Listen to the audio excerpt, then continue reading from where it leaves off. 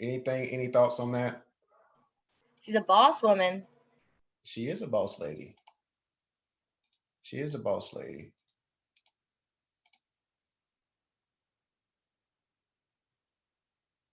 She's killing the game right now. All right, so let's reflect back on that. She is one of the biggest. She is one of the biggest. Let me just. So this just came out. So, polka dot. Anyway, I'll do that later. I'll do it with you later. You know what? I won't go ahead and share it.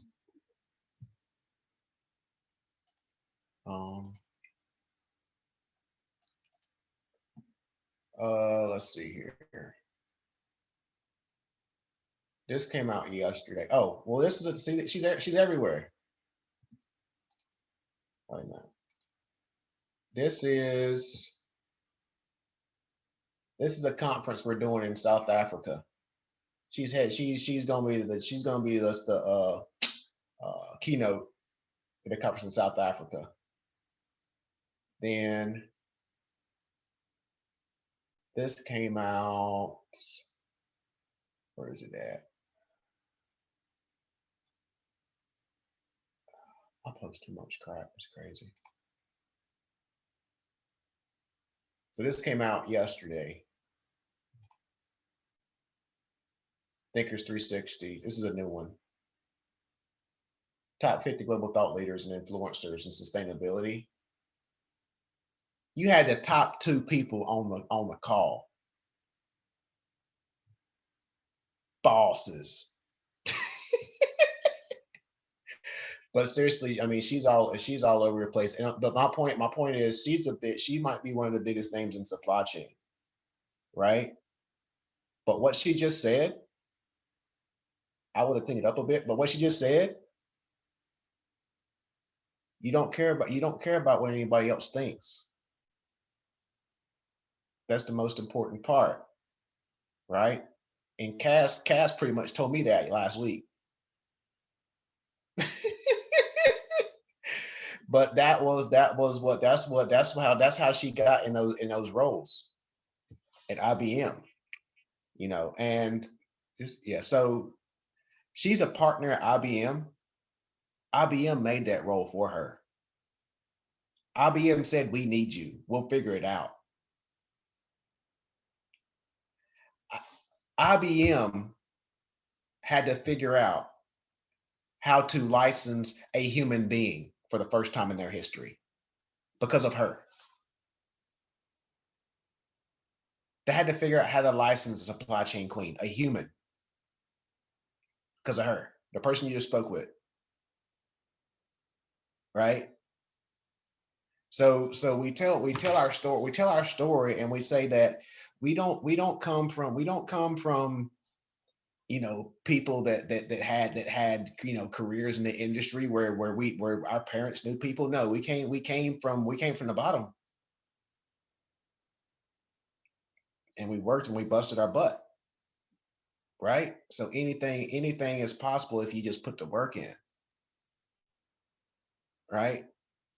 Professor Dunn sent me Professor Dunn sent me an email Sunday that said, "Just needed to read this," because like she always tells me I need to get sleep, I need to get sleep, I need to get sleep. Because I send her emails at like 4 o'clock in the morning. Because I know I have to bust my butt to get where I want to go. Right? Now that's not everybody's cup of tea. But like I said, by the time my daughter gets older, she doesn't have anything to worry about. That's my goal. Right? All this stuff, all these conferences, I'm doing these flipping conferences to show women, to show minorities that it can be done, that it's possible. Like I tell everybody, I'm a country boy from North Carolina. I'm a black redneck from North Carolina. That's what I tell everybody. I am nobody special. But the people that were hating on me when I was in the industry, they're sitting in their freaking seats at the conferences I'm speaking at. Sherry just told you the same exact thing. you know? And like I said, I mean, I probably talk about this all the time, but I mean, she just validated that point. She validated that point. Sherry got a master's in supply chain from Rutgers, and she got a master's from Harvard. Does she need it? No. From an accolade perspective, no. She's doing it because she wants to learn.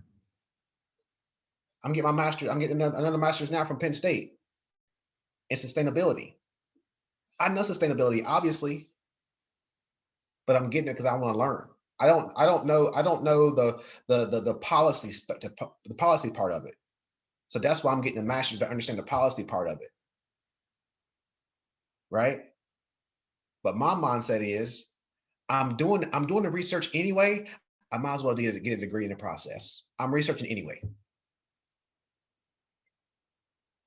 So it depends. Again, it depends on what you want. It depends on what you want to do, and anything. My whole thing is anything is possible. Anything is possible. I just got off. I just had a phone call with an individual in Canada where we're working with McGill. McGill's like the Harvard of Canada. We're working a partner on a blockchain project. You know, so it's like this is people are telling me my blockchain project is nuts and it's impossible. That's what I want to hear. That's what I want to hear. So I'm gonna prove you wrong. When you want in, you can get these tokens just like everybody else. So sorry, get out of my face. Like I tell people in the industry, when you rock with me, you're coming with me, right? Sherry's coming with me every step of the way. You're gonna hear more about Sherry. You're gonna hear more about Sherry in the future. I just that's all I can say about that. So, any other thoughts? All right. So this is the last week. I might shed a tear. Just kidding. But it has been. It's honestly been a joy. And I like these small classes because you can actually have a conversation, right? You can actually speak with each person individually. So that's why I like these conversations. I hope that oh, Ali's still there. I thought she dropped. I hope that what we discussed was beneficial. So my question to you is how could we make this class more meaningful, more beneficial? I know I keep asking you that. I'm going to keep asking you.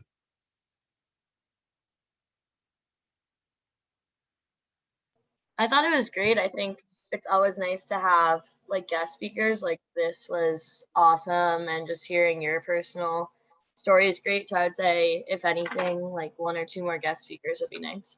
All right, perfect. All right, I'm on. Yeah, and I can do that. I can do that. If you'd have told me that, because I've been trying to get shared the whole semester, so that's why I didn't. But yeah, I mean, I could have got more guest speakers to come in here and speak. So I'm going to integrate that into the project management class because the project management class we're still building that one out.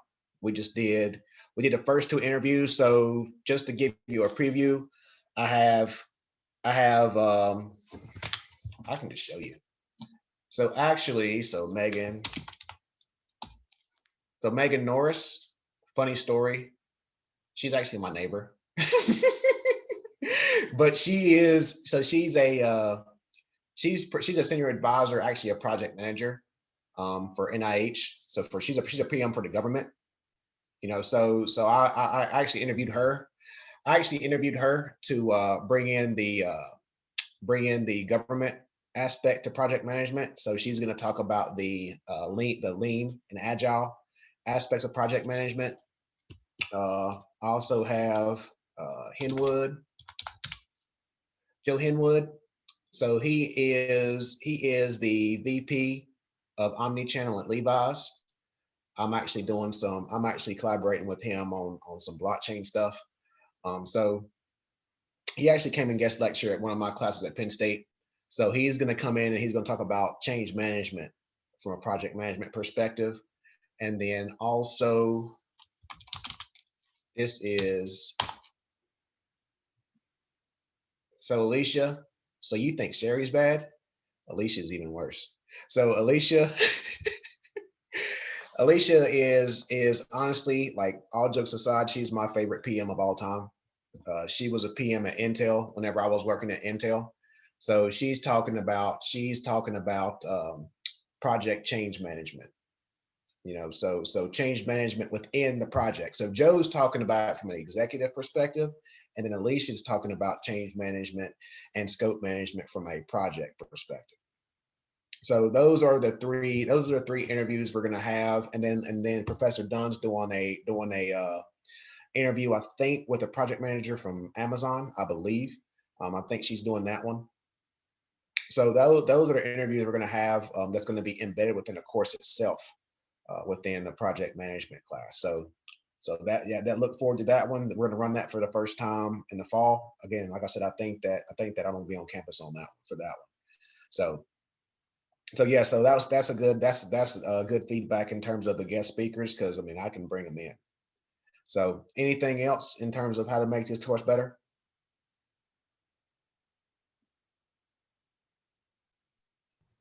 I I thought it just was good. just oh, sorry, Um, Matt. Just what I mentioned last week, just about hearing what my classmates thought about like the Yeah, different group. case studies and stuff. Yeah, yeah. I like that. What are you gonna say, Matt? No, I was just gonna say I really enjoyed it just because just like my type of learning from your experiences rather than like through a textbook or through lectures. I think that helped me at least like understand stuff better. And just kind of the way you displayed everything. Um, I mean, I learned like I learned like a decent amount this course. I thought I knew like a fair amount about ethics going into it, but I mean, you taught me like a whole lot of new stuff just based on your experiences and other people's experiences. So definitely agree with class that like I think more guest speakers would be beneficial, but like overall, I wouldn't change anything in terms of how you teach it because I think this just kind of veering off the lesson plan and just talking and like having discussions among people. It was good. Like I enjoyed it and I thought it was like very resourceful and everything. So I would definitely keep that. All right. Who I like how you said very off lesson plans. I am good at that. I'm probably the best at that one. Who wants more structure though? Because I normally ask people, and some people like the structure. What do you I think, like Sam? I like structure, but I don't like when you're just like going through a PowerPoint and like reading off, regurgitating what you did or reading in the homework. So I don't think like that. I think that's like too extreme. But I think, how you would pull up like the topics that we went through. Like I think just having that structure to follow and kind of gear you back to what we're talking about. But then I agree with what Matt said. I feel like having those conversations that were more open like challenged me to think more about ethics in like my life, and I like talk about it now in like regular conversations. And I feel like if it was something from the textbook, I might not be having that same kind of perspective. Okay. Full disclosure, what you said was my plan was to bring up like the module objectives and go through them, but it never ended up that way. That was the goal. I feel like you did a good job keeping up with it. That was the goal. It didn't really go that way, So yeah. Nazelia, what do you think? You've always been quiet. I mean, what's your thoughts on the class? Um, I'm kind of agree with Sarah. I like structure too. I think it's a good idea to have this discussion along with my suggestion is to like kind of go through or go over the assignments Okay. and the best ideas of each module or something like that. Okay. So so you're saying to kind of like spend like the last 10 or 15 minutes going through the assignment for that week. Is that what you're saying? Yeah, going through the last assignments and come up with the great ideas or the best ideas. Oh, so like review the previous assignment, like the previous week's Yeah. assignment. Oh, okay. I actually like that. Like starting off the class with like the last week's assignments and say, you know, I like that a lot. I'm actually going to start doing that. I thank you for that. I actually like that a lot. Oh, So, great. Thank you. all right. Rashid, what do you think? Well, Professor, I don't like structures. Hmm? I do not like a structure. So I really like this setting and I enjoyed it. And the fact that everyone could share the experiences, that was very good. I've learned a lot during this semester, especially because I came from another background and from different market. That ethic is like, it used to be like a check in a box, honestly. That's what Um, it's lip service. It's lip service right now. It's lip yeah, service. yeah. But my whole, the whole ethic concept has changed for me, and I really owe it to you. So thank you. Oh, Oh my God.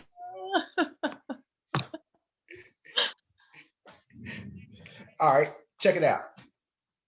So I had a situation that happened to me last week. So I'm on the board. I'm on the board of an institution. I'm on the management advisory board of an institution. Okay. I created a corporate social responsibility course for this institution. Okay. They said, Justin, we need people, we need someone to assist in this class. Okay, I can help. I created it. Yeah, I can do it.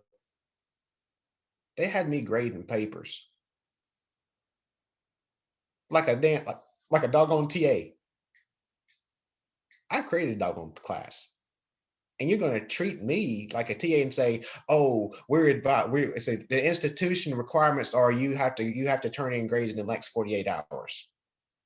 I said, "Go find somebody else." I was there for 3 days. Get the hell out of here with that. I'm on a freaking board. I created a damn class. And you're going to treat me like a TA and tell me I have to grade within 48 hours? Man, if you don't get out of my face with that. So ethics. First of all, that's a smack in my face. You're gonna make I have nothing on TAs, but you gotta tell me that you want me to grade papers before you ask me for that opportunity. If I want to take that opportunity. I'm trying to help you out. Because I'm all about educating people. Right? So it doesn't matter what your role is, it doesn't matter what your title is, you're always going to be faced with these ethical problems. Doesn't matter. You would think higher education would be the most ethical, would be the most ethical institution in the world, now wouldn't you? They might be the worst. And this is being recorded. These are my thoughts. These are my thoughts. These are thoughts of Justin Golston. Right? So my thing is you're not going to get away from it. You're not going to get away from it. But you like Sherry said, you have to stand up for yourself to make a difference.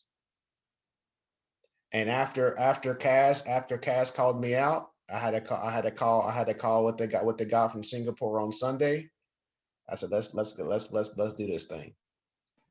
Nice. That's exciting. We're rolling with it. We're rolling with What? it. That's so Woo! exciting. So let me back up. There's a lot of stuff behind the scenes that's going on. So, but yeah, we're rolling with it. We're doing something. I got another call next Monday because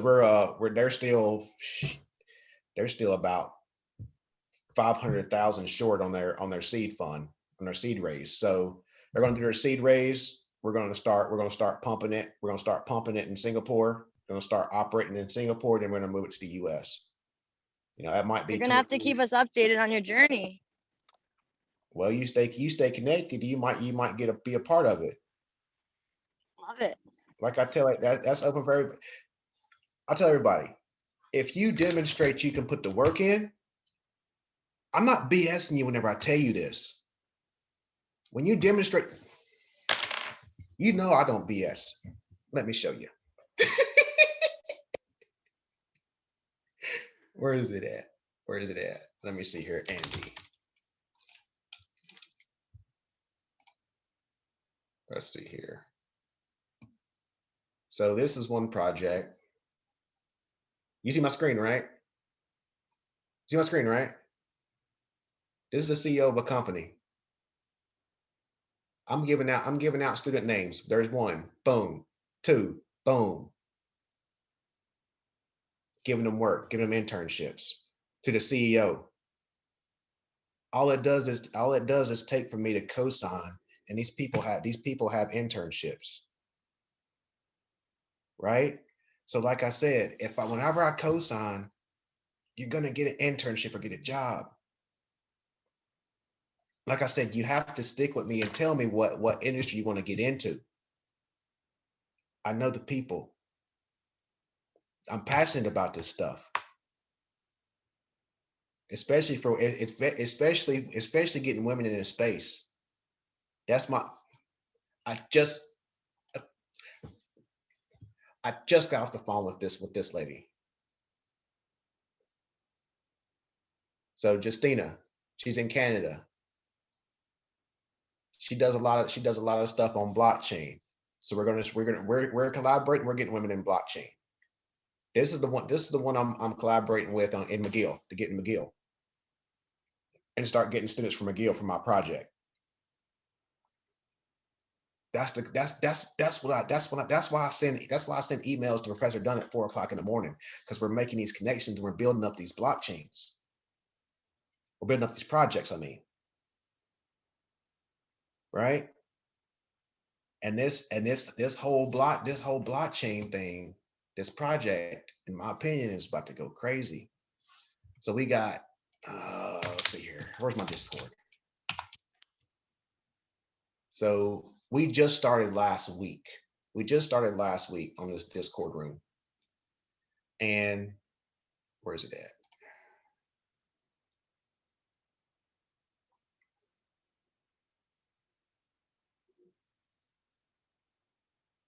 So yeah, we're talking about some crazy stuff in here. Anyway, but we got 27. So we got about 30 developers. We got about 30 developers that's going to be developing on Polkadot. There's only 50 certified developers in the world on Polkadot. We got over 30 that's going to go through this class. So they're going to be within our test net, and we're creating our ultimate goal. Like I tell everybody, we're creating an ERP system on a blockchain. And everybody in this space is telling me I'm nuts. Like I told you before, told you this plenty of times. I'm not backing down from that, right? Because whenever we start building, we're going to start plucking out these smart contracts for people like this, or people like BitCountry. So BitCountry, I'm actually doing a lot of work with BitCountry. So that's the one article I wrote. So Raylu and Shannon, they're the founders of BitCountry. So we're doing a lot of work with them. So whenever they get big, they're going to need people. They're going to need developers. They're going to need programmers to start building out their solution. I have the developers and the programmers. So now we're collaborating in that space. Yes, that doesn't have anything to do with blockchain, but this project, the Akala project, does. And I mentioned the Akala project to y'all before. So that whole decentralized finance, the decentralized finance space, that's going to dramatically impact the supply chain space. So decentralized finance is where you do not have to get permission to get a loan from the bank. So if If Ali starts her own contract manufacturing company, when you think about that, I want to invest. She starts her own contract manufacturing company. She wants to borrow $2 million. She goes on the Kala. She doesn't have to ask for permission. She gets a loan. Boom, done. Right? Now there's things in the smart contract where she has to pay it back, and she has to pay back in interest. But the thing is, this decentralizes, this evens the playing field. I don't have to be a multi-million-dollar company. I don't have to know the someone's cousin to get a $2 million loan. Everything is equal in this decentralized world, in this DeFi space. And that's what I'm trying to build for the entire supply chain, a decentralized world. Doesn't matter what color you are, doesn't matter how much money you have, doesn't matter where you come from, doesn't matter what education you have. If you want to build, let's build. That's where we're going, right? So whenever Nicole's asking about diversity and inclusion and women in the space and things like that, we don't give a crap. That's why I'm in this space, right? My co-founder is Black too. They don't give a crap. So can y'all build? Can y'all contribute? How y'all contribute? All right, let's go. That's all they care about. No other industry has that. That's the world I'm looking to live in. That's the world I hope my daughter can live in. So you know what? We're gonna freaking build it. Do I sound nuts? Good.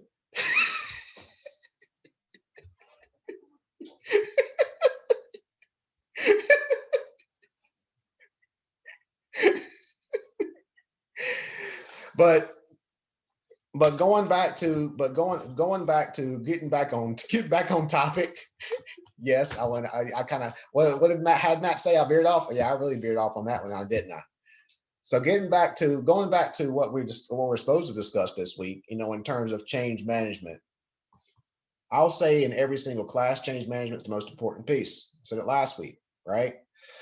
So as we close out, what do you think?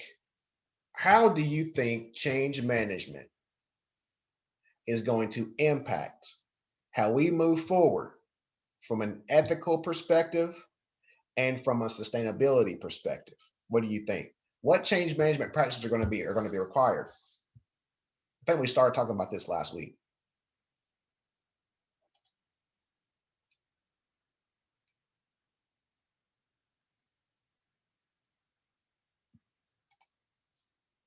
Anything? Is my screen frozen? Because y'all, nobody's saying nothing.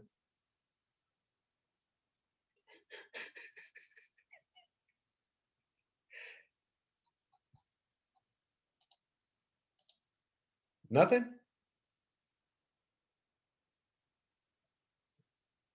Somebody's got to give me something so we can get this conversation started.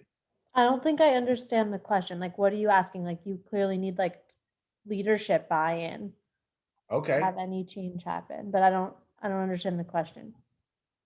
In your view, what do you think? So you just said leadership buy-in. Okay. So Ali, you want to start a contract manufacturing company, right?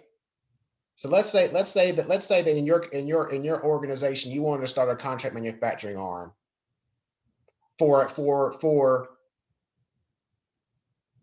a particular market that doesn't exist within. So you say you're in food and beverage contract manufacturing, right? Yep. So what if do y'all do like sustainable packaging or something? Yeah, we're an organic food company. Yeah. Yes, but if you wanted to do a contract manufacturing arm specifically for sustainable packaging, okay, how would you influence that change within your organization?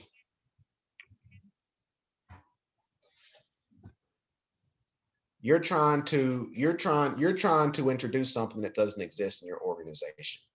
How do you influence change? How do you influence the leaders of your organization to buy into your idea? That's where this all starts. Do you understand the question? I guess, but I don't know where you're going with it really. Like, not really, I guess. No. What do? I guess I would make them a pitch. Okay. But what would you pitch them to convince them? Because they have the conventional thinking that sustainable packaging is just going to cause an additional cost.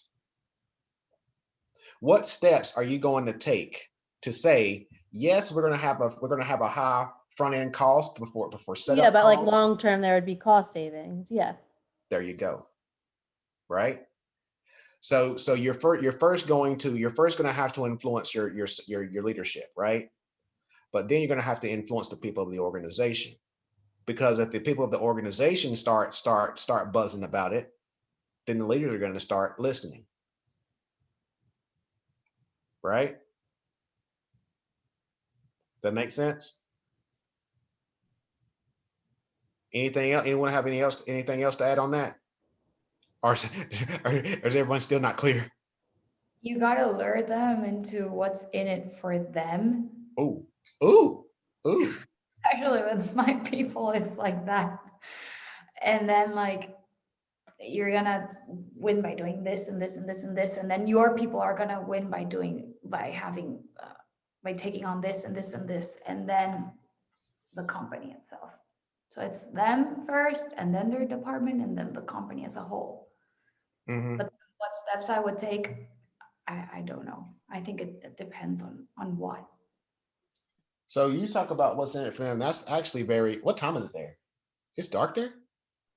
Yeah, it's 6:31, same as you. It's dark, or are you just in a dark room? No, it's super dark here. It's at 6 p.m. It's almost night. So That's weird. Anyway, but sorry, random comment. But yeah, I have I mean, a random comment. I didn't know you were a lefty. say it again. I have a random comment. I didn't know you were a lefty. Oh yes, yes. So I write left-handed. I throw right-handed. That's very strange. I'm backward, but anyway. But within certain, like I said, within certain organizations, that's what's important. Is what's for them, right? What's in it for them, especially in these traditional environments. So we're all going to have different work environments where we have to influence, right? What I mean by that is that we'll have some organizations, like Kaz's organization that, well, let's go like Sarah's organization, Sarah's FedEx. FedEx is kind of focused on sustainable practices and things like that, right? But then, you'll have Nicole's organization where it's just, like she said, what's in it for them. So approaches of change management and influence are going to be vastly different, right? There's going to be no one size fits all approach, right? And I think that's why conversations like these are very important. Because if you go through the PowerPoints, if you go through the books, there's going to be bias, because that author is going to actually talk about, what his or her experience was. But only when we have these conversations will we get those change management approaches from different perspectives, right? Like, for example, like I think I explained to you that change management I did in Ohio that one time with the unions. Whenever I walked in, they busted out all the desktops. That change management approach was totally different than an approach in a healthcare environment. So change management, but you know what? Regardless of if I was in that union or if I was in a healthcare facility, if you use the servant leadership approach, regardless of environment, you can blend that servant leadership approach. You'll get buy-in. Now, does anyone remember what I talk about in terms of servant leadership? Do you remember I was talking about that? I don't remember. So What was the conversation related to? whenever I was rambling one day, I'm not talking about it. Trying to guess, maybe, is it that they have to see you as a leader, serve them, like, help me help you? Was it that? That's exactly what it is. So a servant leader does nothing. They do not manage, they do not lead. They simply say, what can I do to make your job easier? What can I do to make your life easier? Okay. Now, did I share the Jack Welch story? Because I feel like I'm repeating my stories this whole entire semester. Did I share the Jack Welch story? All right. So I used to teach at the Jack Welch Management Institute. And Jack, when he was alive, he used to come and he used to speak with the faculty members often. And he used to have this nickname. Does everybody know who Jack Welch is? All right. So Jack Welch was a CEO. Whoever knows Jack Welch, explain, just give a brief synopsis of who Jack Welch is. Is he the owner of Welch's products? No, different guy. Different Jack Welch. Is he BlackBerry CEO or did I make that up? Different Jack Welch. Made that one up. Oh, okay. General Electric. There you go. Yep. Jack Okay, Welch. you did, I think, or no, I'm thinking of Exxon. Never mind. Yeah. So Jack Welch he's been identified as the CEO of the century. Like he's been identified as the greatest CEO of all time. Right. And but he was the greatest CEO of all time, but he also had a nickname Neutron Jack. Because they said that I think he fired 100,000 employees, either 10,000 or 100,000. Either way, it was a big number. I think it was 100,000. I think it was 100,000 employees during his time at GE, right? So Jack would say that, yes, I was known as Neutron Jack. He said, but I was a transactional leader. And because I was a transactional leader, I made GE the most profitable company in the world, the top company in the world, being a transactional leader, right? So once he cleaned house, then with the remnants of his workforce, he became a transformational leader. He transformed what he was left into an efficient machine. So he had 50,000 employees, hypothetically, to do the same work for 150,000 employees, right? So he made those employees more efficient. He was a transformational leader. He explained to them what's in it for them in changing their processes, in cross-training those employees. Okay. Now, then once he left GE, then he started to lecture and do all these conference presentations and reflect back on his leadership methods and things like that. So then he turned into a servant leader. He said, yes, I was a CEO of the century, but I did some things wrong back in the day. Right. There was times where I was always, focused on the money. Right. And now he's a servant leader. So now he's serving current leaders on how to be better leaders. Right. He's serving those people. He's making those people better. Right. And I actually term this evolutionary leadership. And whenever Jack told that story, I said, holy crap, that's what I did. Because when I got in the industry, I was brainwashed. I was brainwashed by an organization to say, sell, be as profitable as possible. That's the only way in the industry, right? Then as a consultant, I had to be a transformational leader to influence people to use these enterprise applications, right? And now I feel that I'm a transformational leader or a servant leader through my teaching, through sharing my experiences with you all, to make you better, right? To prepare you for success in the industry. So I think that if you look at those leadership styles and methods, ultimately a blending of all. I think I talked about that in the presentation, in the recording. You must not listen to my recordings, but the ultimate goal is to blend servant leadership with one of those other with one of those other leadership approaches. For example, the DC manager of Amazon, he has to have some type of transactional leadership competency. He has to. If he doesn't have a transactional leadership competency, I'm not getting my Amazon Prime orders on my doorstep, and I'm gonna be very upset. I ordered a cornhole table last Saturday. It didn't show up. It just showed up today. I was very upset. I buy Amazon Prime. I demand my Amazon Prime to show up the next day. One day late, unacceptable. So you have to have that transformational leadership competency to be successful in certain work environments, right? So that's one thing that we have to think about when we talk about change management. You know, which blend are you going to use for your particular work environment? Okay. Any thoughts on that?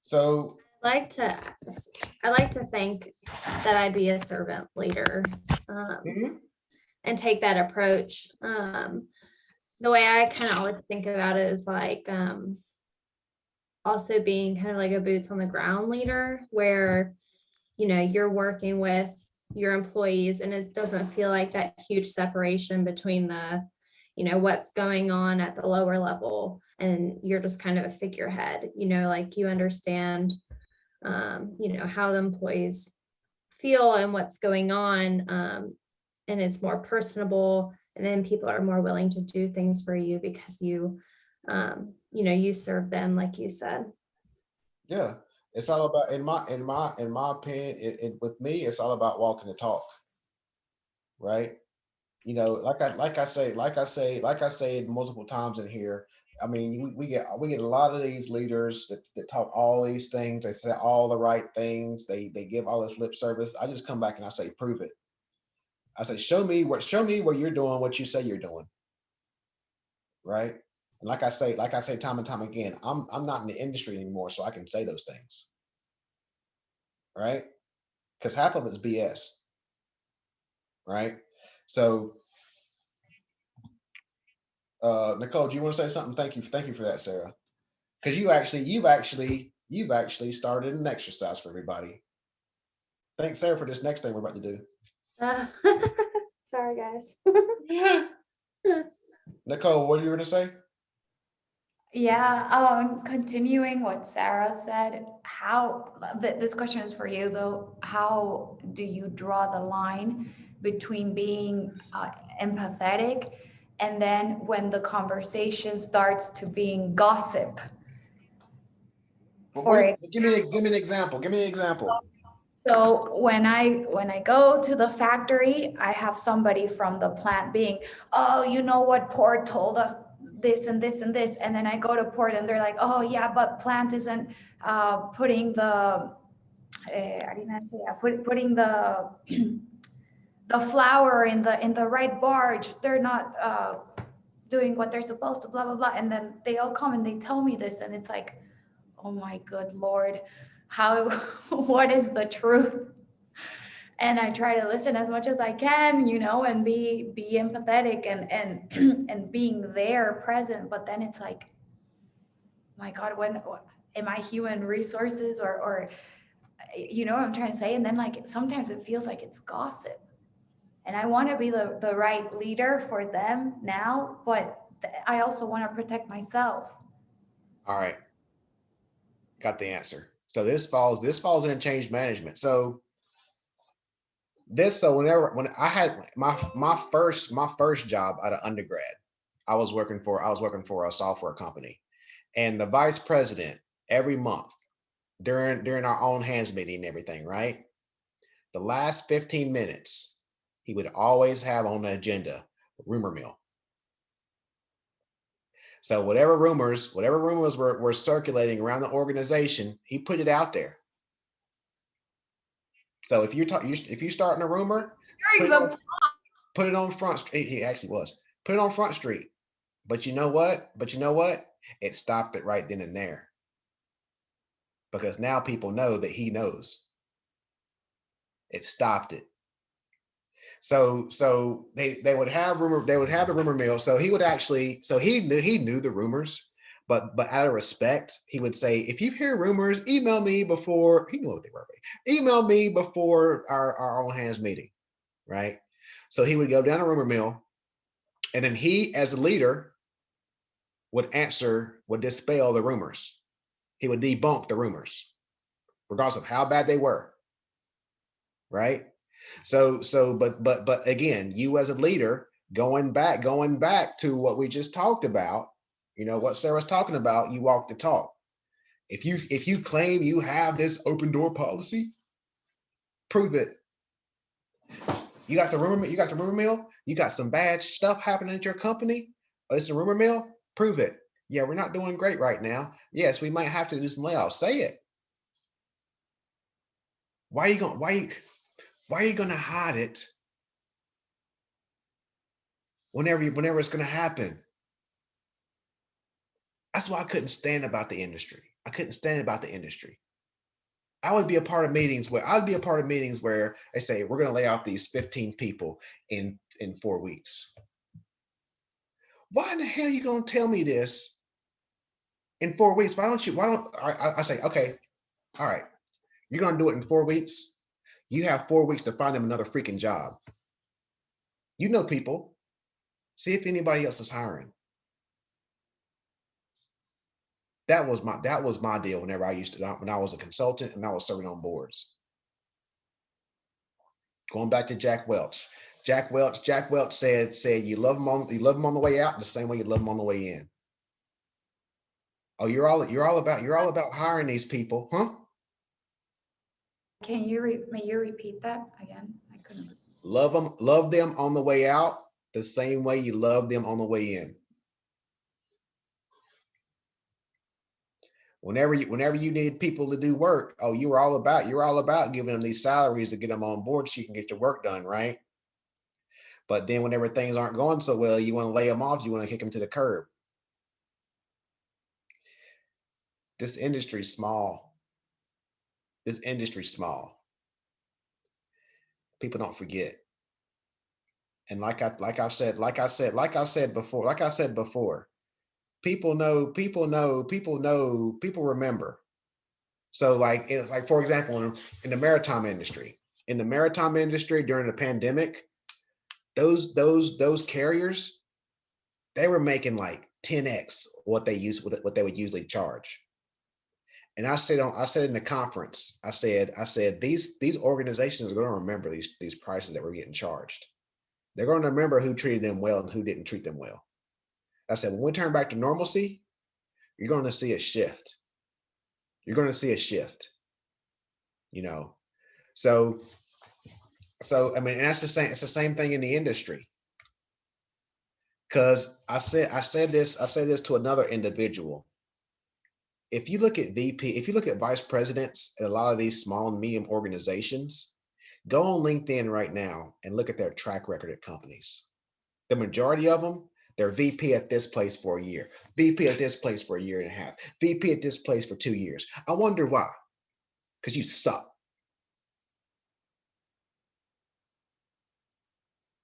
I had an ex-boyfriend that was like that. He would recycle jobs. He didn't last like 3 months in each one. But like I said, next time you go on LinkedIn and you see these VPs, just look at how long they're staying at these companies, right? Because like I said, I've been in consulting for a long time, and I can call them out. And there's not that many VPs that have impressed me in my career. The ones that have impressed me, I've called their names out. Right? So you're gonna get that. And like I said, they'll go to these top business schools. They'll get caught up with one of their frat brothers, because their frat brother's a VP of purchasing. Now he's VP of sales. That's how this game works. And that's why I'm so passionate about this Web3 movement. All this stuff goes away. All this stuff goes away. But to go back to what we're talking about. So Nicole, what do you think? Do you feel you're a transaction leader, transformation leader, or a servant leader, or how do you blend it? Servant. Why?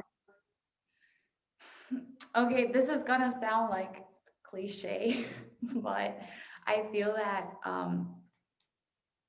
for example, the way you express yourself and when you claim that you, for example, in a family relationship, that you claim to love them, it's not just like, oh, I love you.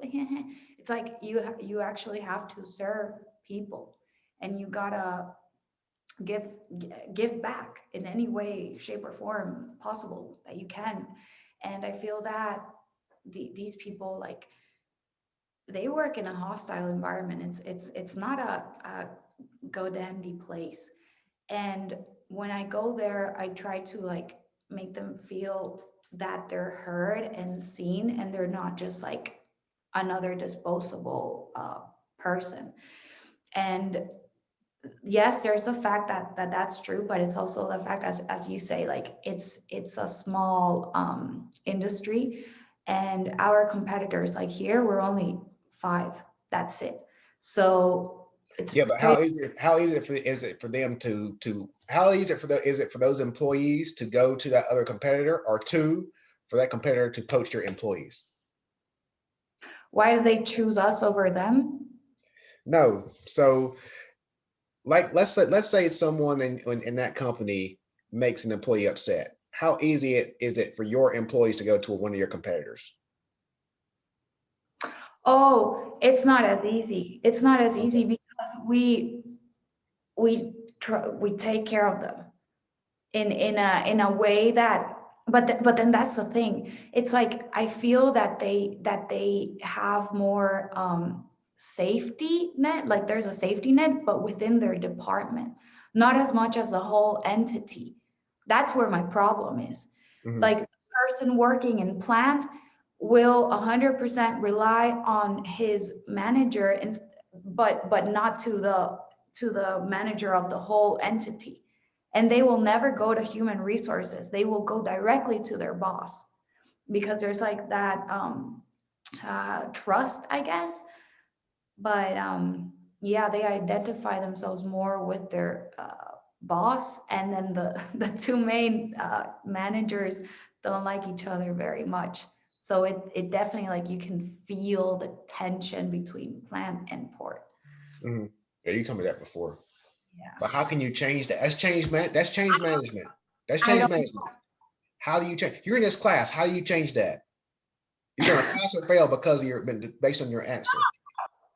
It's two big men. I can't just like tell them to sit there and be like, okay, tell each other what the hell is your problem. And listen, this is something important. When the president of the company goes to the like a board meeting, both of them, the general manager of the port and the general manager of the plant, are like, hi, good day, here, sit on my chair, sit on this chair, do you want some water, blah, blah, blah, to each of them. And then when the president is not there, they're like,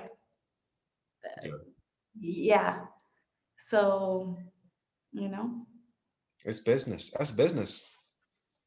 There's nothing different. There is nothing different, and that's why I didn't do that in the industry. I didn't kiss anybody's butt, right? Everybody's human. Everybody's human, right? and you know, the receptionist is human. The CEO is human. And like I said before, like these VCs I speak with and the CEOs I speak with, you know, some of those people, like the good ones, they look at stuff like that. Like the company I just talked about with the rumor mill, the CEO said that he went to dinner with director of sales from his organization. And just like I told you, I think I told you with the grabby company with the VC, you know, that was kind of being grab happy with the waitress. He said that he was just mistreating the waitress and saying bad things. He fired him the next day, fired him the next Monday. He said, we don't deal with that. One, we don't deal with it. Two, that's a lawsuit waiting to happen. You know? So it doesn't matter how much money you make this organization. It doesn't matter how much your employees like you. If you are an unethical person, you don't have a place at some organizations. If that organization bleeds by that fourth P, which is purpose. That's one thing we're going to talk about in this class, the quadruple bottom line. That's one thing I'm starting to talk about. I'm actually writing a journal article about it and bringing in blockchain and bringing in BitCountry, but more on that later. So, Matt, what type of leader you think you are? Anything else, Nicole? Sorry. All right, Matt. Why did Matt leave? He bounced. Sorry, I'm right here. I had someone came in the office. I had to get them to go away. Well, they can learn too. You gonna drop some knowledge on them? I don't know. It was a janitor's. I'm here. I've been here for a while. But type of leader. Ooh. I don't know, I guess like a quiet leader, maybe. Like lead by example kind of thing, rather than telling people what to do, or rather just kind of doing it and having them, you know, follow along. Okay. So, but wouldn't that be a mix of a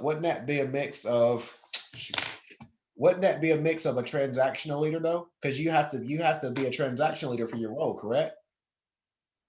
Yes. Yeah. So that's why I say that I would see that being more of a blend in your case. All right. Anything else? No, one. No. I'm trying to figure out what that means, but What do you mean? you mean like a blend of like what, like transactional and A blend of quiet, a or transactional leader and a quiet leader. So a quiet leader, I still think is going to be a servant leader, because you're a quiet leader because you're letting people self-organize. You're letting people self-manage. And you're only there to give them what they need to be successful. Right? So does that make sense? yeah, There- no, that makes sense. There's nothing more obnoxious than a micromanager. It's Oh, like, I can't stand it. And I'll call them out too. I'll call them I out thought you were too. gonna say there's nothing more obnoxious than a transactional leader. no, I was about to be like, what the hell, Nicole? you. Oh yeah. No, But yeah, my boss right now is a micromanager. It's actually a real pain in the ass, I'm not gonna lie. yeah. I hope he's not still here, but No, you're getting bugged right now, my friend. But I wouldn't be surprised. but yeah, like micro, and the thing is, from what I found, these are just my thoughts. This is not, no research backs this, but this is just my thoughts, my experience. Micromanagers kind of have that short person complex, right? They always have something to prove. They want to be the authority, and they want you to know that they're the authority. And also, if you see micromanagers, you rarely see other people that want to work for them. And a lot of those micromanagers are the people, like I told you, that are at these companies for a year, year and a half, year and 3 months, because nobody wants to work with them. So if nobody wants to work with you, you're going to do the bare minimum just to get by, to keep them off your back, right? You're not going to go above and beyond your job to make them look good. Where if you're a servant leader, your people are going to bust their butt because you're taking care of them. They want you to be successful, and servant leaders will reward their employees. I got a person doing stuff for me on a project. I gave her a 15% raise. She's been working with me for 3 months. I gave her a 15% raise. She was like, did you? I was like, no, that's yours. I said, that's how I treat my people. Because first off, I do that because if I lose her, I'm in trouble, capital T. So I take care of my people, right? So if you have a leader that understands that, those people are going to bust their butt for you, right? They're not going to worry about going to another job. And they're going to keep asking you for more work. The more work you keep kicking out for me, the more money I'm going to give you, because you're making me money. Because in my opinion, that's the way it should be. Like I tell everybody, my motto with SIDTech, let me put it this way, my unprofessional motto with SIDTech is everybody eat. You create, everybody benefits. Everyone makes money, right? It's not about, so you say, to me, it's not about money, it's about social impact. And you'll get that social impact whenever you start creating opportunities for other people. You contribute, you get rewarded. End of story. No questions asked. I don't care if you went to Penn State. I don't care if you went to Georgetown. If you can create, let's go. Right? So, Ali, do you think what type of leader do you think? I think at work right now, we're going through a bunch of different changes. So I think I've been forced to be transformational. Please expand. Please tell me more. Like we just implemented a new WMS system at our warehouse. We're just Which doing one a was bunch it? of, Just I curious. don't know, but it's been causing a major bottleneck and it's a whole mess. It's terrible. Our forecasting was so off after the pandemic. So we're swimming in inventory and we can't get our orders out. We have like 50 trucks waiting to be unloaded at one of our You DCs. serious? Serious.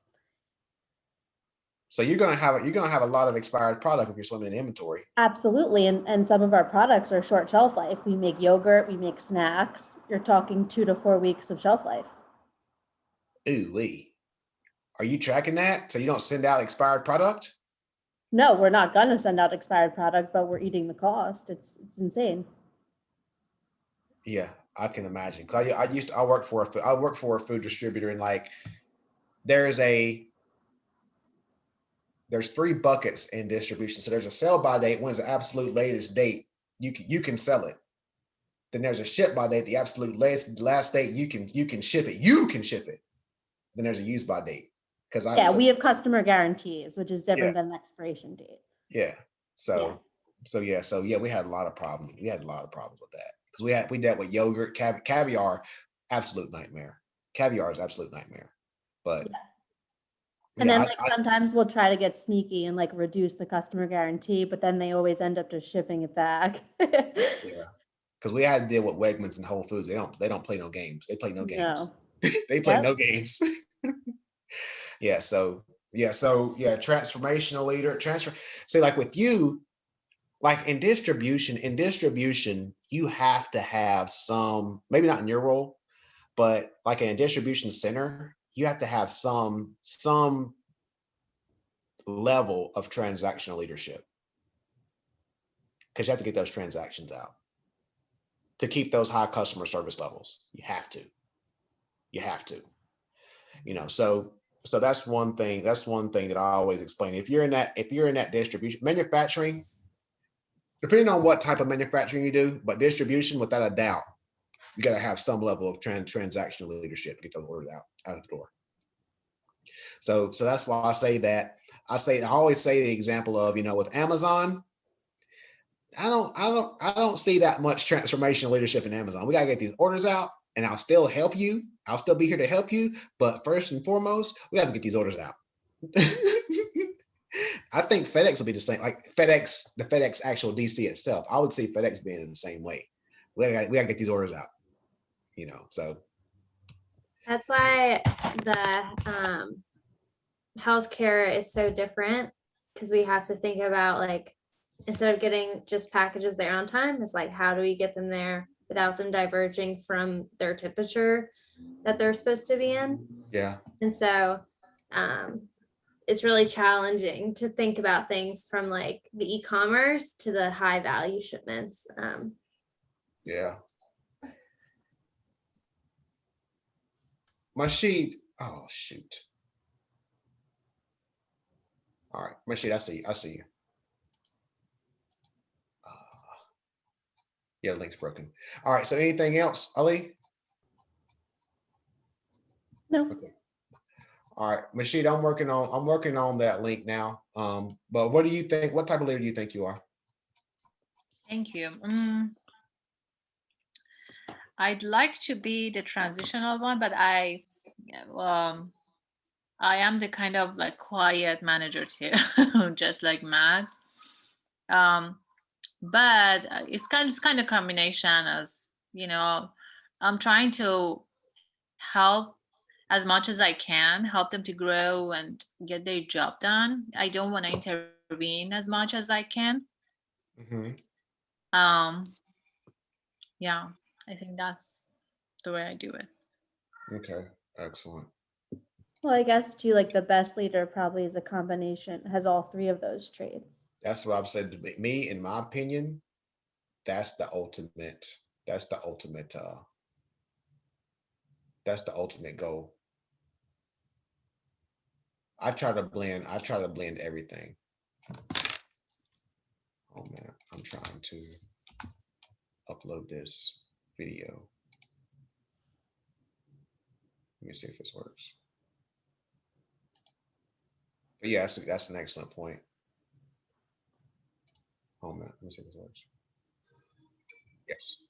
All right, Rashid, check. Can you check? Are you in there now? Yeah. All right, check that link above that coming soon link. See if that works. Sure.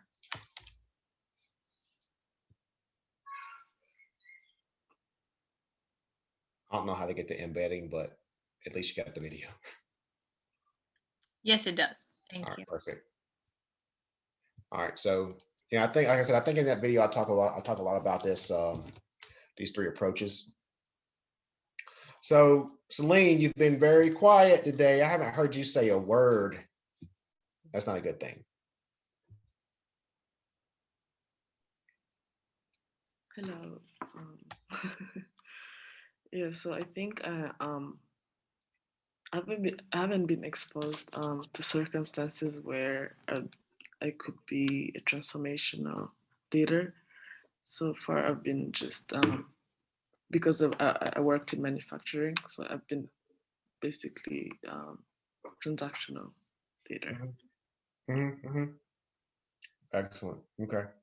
But how do you think that, all right, so moving forward, you've only been a transactional leader, but how do you think that you could use different approaches to blend that transactional leadership model? Sorry, could you ask that again? So you're a transactional leader. What do you think that you could implement to also blend a servant leadership model with that transactional leadership model? Oh, okay. So I think working, trying to be, I think I already am, like trying to be more working as a team more than like being a micromanager, or, with the people, being empathic. Okay, I don't know how to say that. Yes, with my subordinates, I think that is really important. So that they have to understand that their ideas count in the whole process. So it doesn't necessarily mean that it can take longer with that kind of leadership, but it helps employees to feel like they're involved in the decision making, and it motivates them. And I believe that would be a good way to be a transformational leader. Mm-hmm. Excellent. Appreciate that. Did I miss anybody? Did I ask everybody? Cass, you there? You were hiding. Yeah, I'm here. I'm not hiding. Yeah, you're hiding. I think I am currently led by a half transactional, half servant leadership. I think I try to be transformational. I'm not sure with my mentees, and definitely other times I've been in But leadership. why do you feel that way? Why do you feel that way? Why do I feel which way? Why do you With feel regards- why do you feel you're a transformational leader? What competencies do you think that you employ to make you a transformational leader? I think I lead in a different respect than the leaders above me at my company. Mm-hmm. And that's probably why. Okay. Fair enough. Fair enough. Okay. So yeah, thank you for that. So as you can see, there's no one size fits all approach. There can't be a one size fits all approach because everyone has different work environments, that's going to require you to lead in different ways. And another important piece, I would say the most important piece, this is the most important piece of the entire class. You don't have to have that definition of a leader to be a leader. If you have peers follow you, you're a leader. And as I said before, I think whenever you have your peers following you, because you're a servant leader, the leaders of your organization see that. It can't be ignored, right? And again, going back to what Sherry said, if you have your beliefs, in terms of where you think an organization should go, and in some case, and let me see how I put this. If you believe in your approach and you have pushback from leadership of your organization, maybe that's not the company for you. Right? One of the reasons why I left the industry is because I had this servant leadership model. I had this diversity and inclusion model. And whenever I shared my thoughts about these unethical things that went on with these organizations, my companies was trying to turn a blind eye because they were making $350,000 a year off of these unethical organizations. Okay. Now fast forward to 2021. As I said before, those organizations are sitting in the seats of the conferences I'm speaking at. I'm out of the industry. I'm calling you out. You know who I'm talking about. Like I said before, I don't play any games. Right? So if you like I said, if you are, it doesn't have to be diversity and inclusion. It doesn't have to be sustainability. It doesn't have to be ethics. If you believe in something, you stay with it. You stay with it. Right? And because whenever you and whenever you are, and people say, oh, Justin, you're hopping on the sustainability bandwagon, you're hopping on this blockchain bandwagon. I say, go on freaking TED.com right now and type my name in. I've been saying this stuff for years. Get out of my face. So if you believe in something, stand behind it. Stand behind it. That's change management. That's change management. That's leadership. In my opinion, that's my definition. Okay. Now there is a section on sustaining change in this week, and we talk about lean and Six Sigma within your other classes, and we talk about continuous improvement. Continuous improvement is also applicable within this area as well. We institute these changes for good, but we also have to monitor it to ensure that it's being followed. So that's another thing that we have to ensure, to make sure that we as an organization, as well as our business partners, are continuing to act ethically, right? And that's why I'm trying to bring in technology to increase this transparency, to increase this visibility, to ensure that these organizations are acting ethically. Right. So that's where I'm trying to kind of look from a long-term perspective, to see how we can just make this thing transparent so that we can live in a sustainable world. That's all I had. Any thoughts, any comments?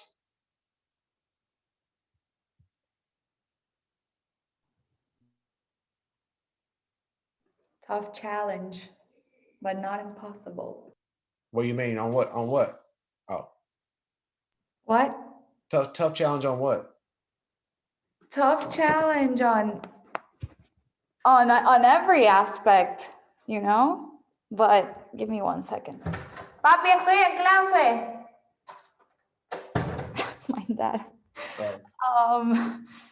I mean, it's tough challenges because like everything that we're talking about is real life, and then I mean, it's us who are gonna tackle that, and if we don't start now, then it's gonna be too late. Like it is gonna be too late, and it's us against them. Yeah. I laugh, but that's true. You have people that are primarily focused on profitability and about making. You got the people from the Whartons who don't care about sustainability. They care about capitalism, and they care about making as much money as possible. And I work with the guys from Whartons, and that's how they're trained. That's how they're taught. So that's how they're brainwashed, right? So you have to, and this goes back to what you said, Nicole. You have to tell them what's in it for them. You have to tell my Georgetown Masters of Supply Chain challenge for you all is to find out how can we convince the capitalists what's in it from them from a sustainability perspective. If you can answer that question, you're not only going to make a boatload of money, but you're going to make a positive impact on the world. Thesis statement. Hmm? Can I steal that for my thesis? That's it. You all can take that topic and use a different demographic, and now you all have original research. A little academic trick for you. A little academic trick for you. So Nicole can use that research question in Bolivia. Ali can use that research question in food and beverage or in contract manufacturing. Machine can use it in Texas. Celine can use it in Africa. Let's go. Let's get to work.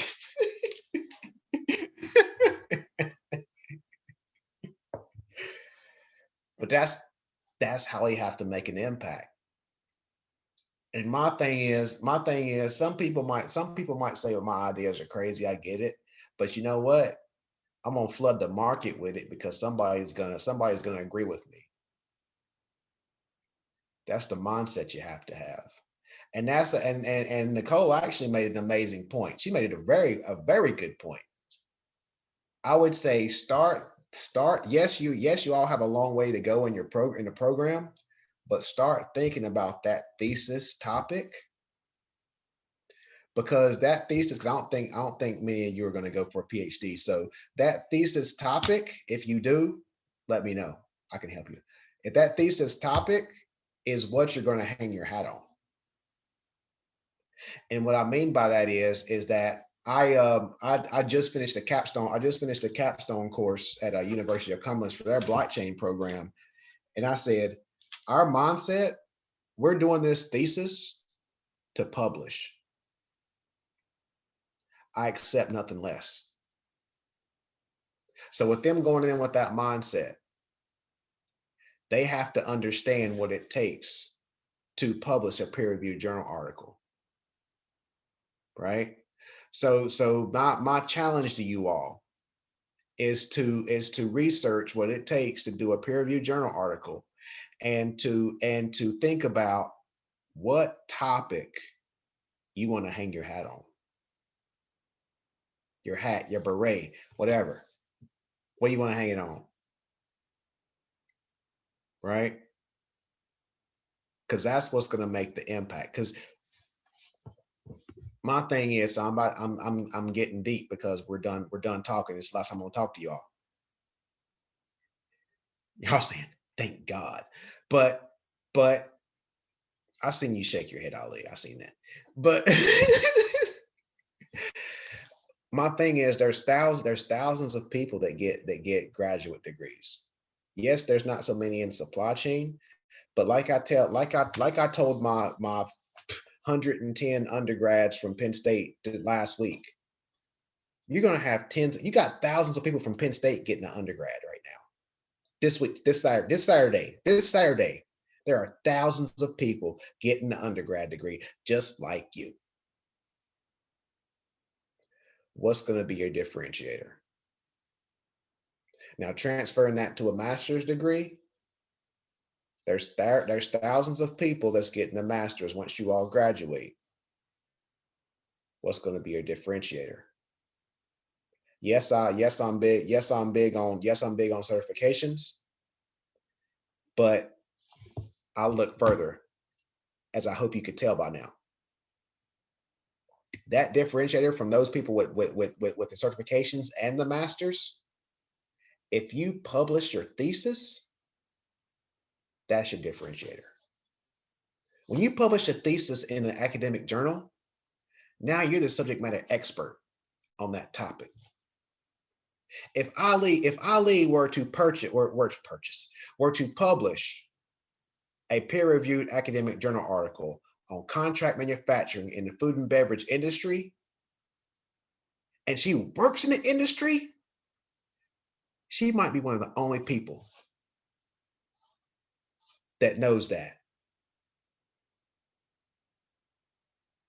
That's huge. So what I'm doing right now in this space is, like I said, so I do a lot of research on blockchain, and because there's a lot of theory in academic journals on blockchain, that's why I'm interviewing the founders of these blockchain companies. So now we're bringing in real life use cases to this blockchain discipline. So whenever these companies start to research blockchain, when these academic institutions start to research blockchain, who they going to see? Right? So that's why I say get very specific on your topics. And that's what you hang your hat on once you actually get into that capstone, that thesis. So Nicole, like I said, if she researches in Bolivia and someone wants to research something on Bolivia, that's the first person they're going to see her organization is the first company they're going to see. So when Nicole's case, because you know her dad owns these two organizations, she has the data right there. It's low-hanging fruit. Now there's a peer-reviewed journal article on that company and on Bolivia. She hangs her hat on that. So that's why I say that, and you have Georgetown on it. It's a game changer. It's a game changer. So that's just one thing. That's just one thing I wanted to share, because that's not stuff you're going to get in a book. That's not stuff you're going to get in a book. That's not stuff you're going to get in a course shell at Georgetown. That comes from my experience. Right? And some people think I'm one of the top sustainability, corporate social responsibility, supply chain leaders in the world, influencers in the world. Somebody thinks that. My wife doesn't. Somebody does. Right? And like I said, my end goal is to make every single one of y'all better than me. That's my goal. So with that, anybody have any questions? Because I'm about to sign off, because I got the steak sitting in here. I'm ready to eat it.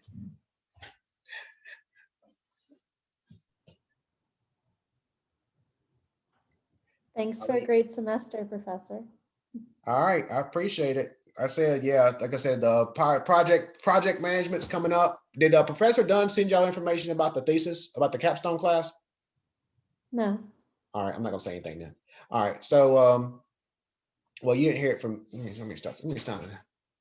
No, so I don't think there's nothing like nothing's pertinent. I don't. Let me see here. So